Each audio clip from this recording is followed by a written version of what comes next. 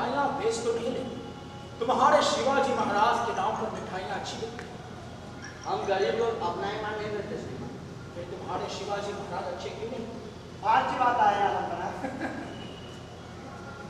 ठीक, शंभू राजे को अकेले जाने की इजाजत दी जाए। आलमबना, शंभू राजा भी 9 बरस का बच्चा है। वो शहरपनाह से बाहर जाते जाते थक जाएगा। वो रास्ता भी भूल सकता है और उसके साथ कोई धोखा भी हो सकता है। साथ में जोगी चला। आलमबना, ये जोगी कावड़ उठाकर चलते हैं।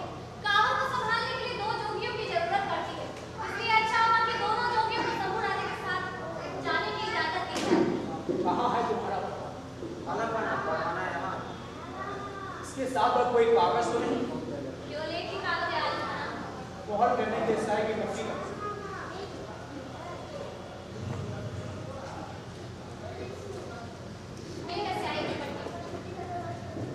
स्याही की पट्टी पर कोई विषैली चीज तो नहीं?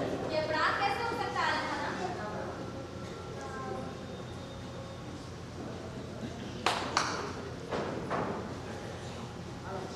सरकारी स्याही की पट्टी का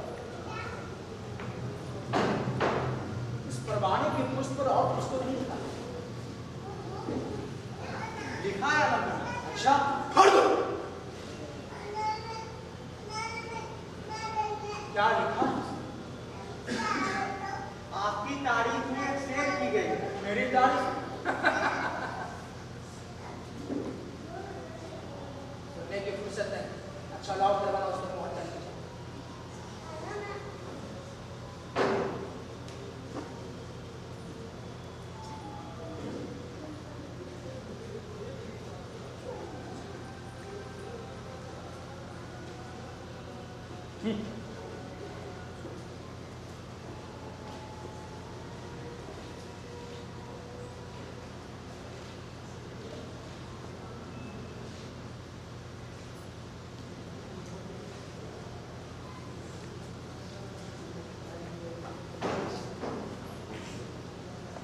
हमने इस परवाने पर मोहर करके आपकी मुराद पूरी कर दी। अब आपके शिवाजी महाराज चैन से निकल सकते। आलमबना को बहुत बहुत धन्यवाद।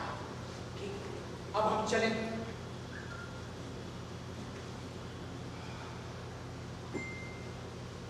ये टिपाड़े यहाँ किस लिए लगे?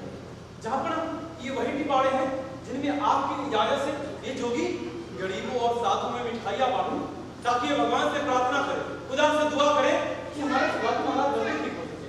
उन्होंने आपके सामने निवेदन किया। अच्छा, इनमें मिठाइयाँ हैं। जरा हम देखेंगे।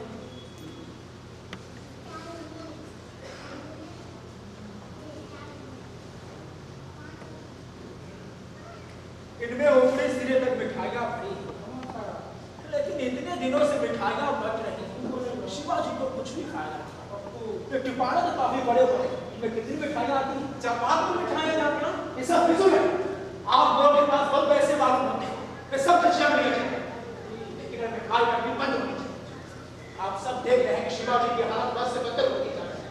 अब तो चंद रामों के बिहार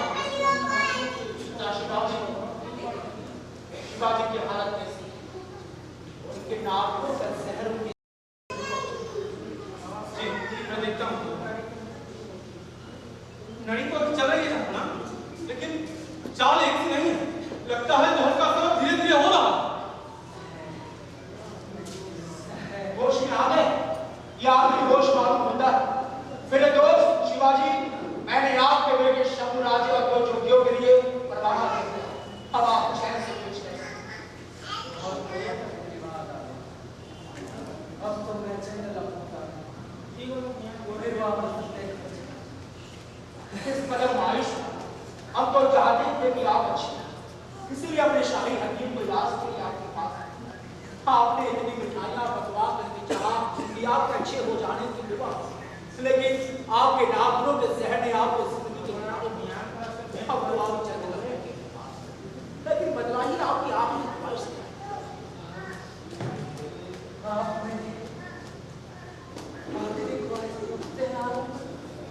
मेरी आखिरी ख्वाहिश ये है कि आप हिंदुओं से दर्जा वसूल करें। आप उनसे पैसे लेते हैं और उसी पैसे से उनके मंदिरों और मूर्तियों को तोड़ते हैं। ये कहाँ का इंसाफ है? इस मौके पर काजी हैसियत से फतवा देने की जरूरत है। यही मेरा हुक्म है। काजी तो मैं नहीं हूँ आलम।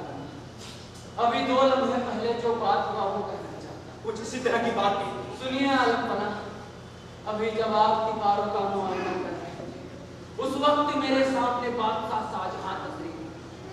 मैंने घुटने टेक कर मुजरा किया। उन्होंने मुझे हाथ का सहारा दे रोका और कहा, मराठा सरदार शिवा, तू खुशकिस्मत है कि तुझे आलमगीर ने कैद, मुझे भी कैद किया। इस तरह तुझे मेरी अहमियत बताऊं, तुझे बात आप मरने जाने इस बात माने से बात नहीं करते। आप अपने ईश्वर को याद में चर्चा नहीं सकते करते। आप चलिए। सफरी, हमारे जाने के बाद हमें हर नया खबर नहीं चलना। काजी की सालों से चल रहा है। आलम पुना का जो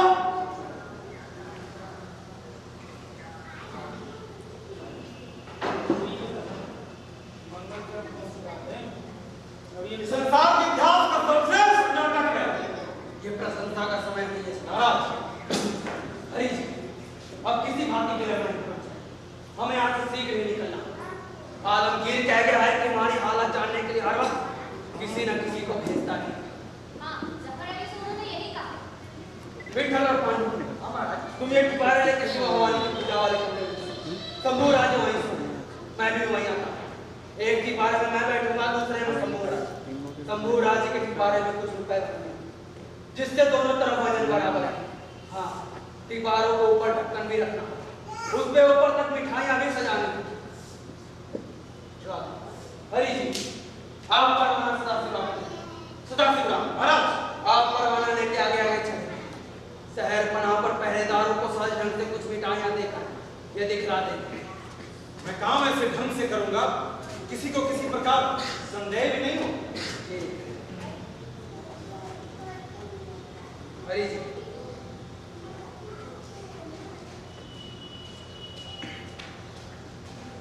ले लीजिए मेरी अंगूठी और कड़ी। इन्हें पहनकर आप हमारे बिस्तर पर सुबह तक सोते हैं। हाँ, सिर तक चादर ओढ़ ली। कोई देखेगा तो समझेगा कि मैं सो रहा हूँ या अपनी मौत की आखिरी घड़ी गिन रहा हूँ। हाँ, जिस हाथ में आपने पड़ा पहना, उस हाथ को चादर से बाहर पलंग से नीचे लटका लें। कोई देखेगा तो समझेगा कि मेरा ही हाथ है, क्योंकि मेरे हाथ में करा सभी ने देखा। सुबह तक आप सोते रहें, तब तक मैं और शंभू राज मथुरा से बाहर निकल जाऊं। सुबह आप अपनी अंगूठी और कड़ा उतार लें और अपने विश्वस्त द्वारपाल को लेकर यहाँ से निकल जाएं। आप बिना रोक टोक के यहाँ आते जाते रहें, इसलिए आपको कोई रोकेगा नहीं। हरी, अब हम चलेंगे। जय भवानी, जय भवानी।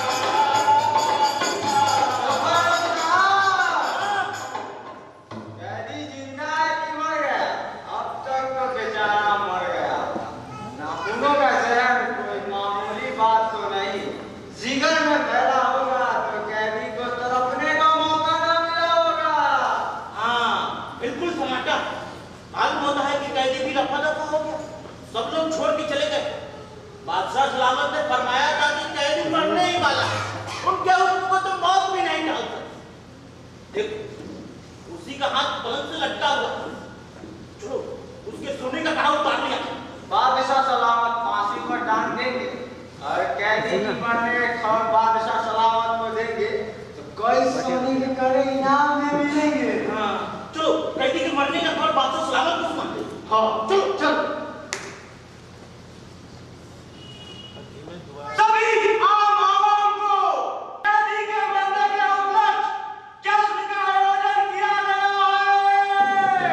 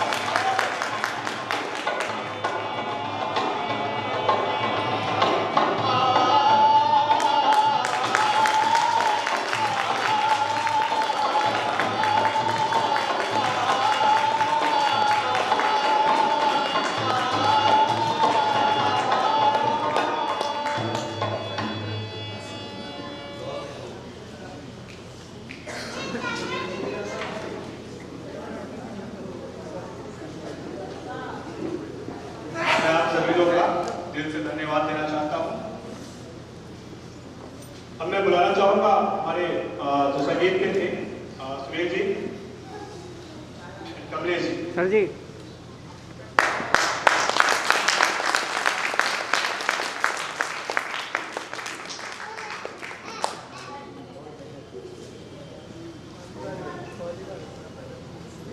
अब इस नाटक के निर्देशक सुरेश फेकानिया जी को मैं बुलाऊंगा।